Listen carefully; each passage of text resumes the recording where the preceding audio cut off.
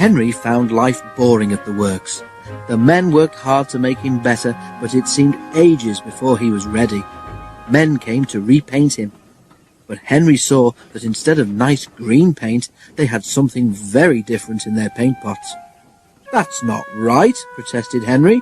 "The Fat Controller wants me to be green with red stripes, not red all over like tomato sauce."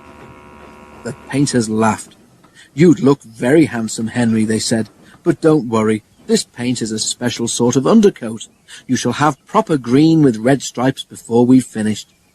"Undercoat," muttered Henry in disgust. "Whatever would the other engines say if they saw me looking like this?"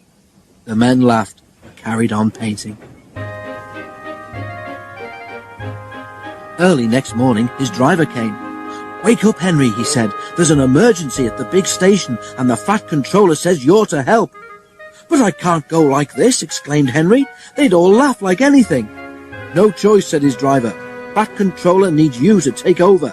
It's either us or a long walk for the passengers." The fireman raised steam as quickly as he could, and Henry, blushing with embarrassment, set off for the big station. The Fat Controller was pleased to see him.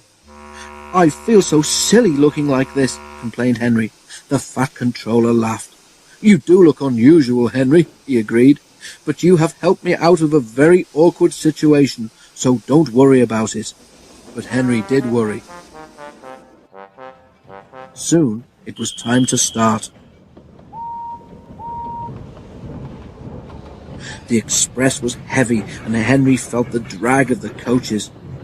"We'll need help on Gordon's Hill today," remarked his driver, but they were in trouble earlier than that.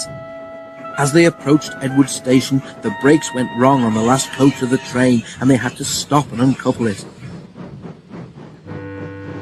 To make matters worse, Donald, who should have been there to help, had been called away. "Never mind," comforted his driver. "You can do it. You're an enterprising engine, remember?" Henry snorted. He didn't feel very enterprising just then. It was hard going, but now Henry felt fired with determination. "Let them laugh at my red paint," he snorted. "I'll show them." Slowly he struggled upwards. "I can do it! I can do it! I can do it!" he panted. "Oh dear, will the top never come?" Then, suddenly, there it was. "I've done it! I've done it! I've done it!" he puffed proudly. After that, it was much easier, and they reached the other railway quickly. The Fat Controller, who had been on the train, came to congratulate Henry. "Well done, Henry," he said. "I'm very proud of you. Perhaps all my engines should be painted red, but you have certainly earned your proper green with red stripes," which of course is just what Henry got.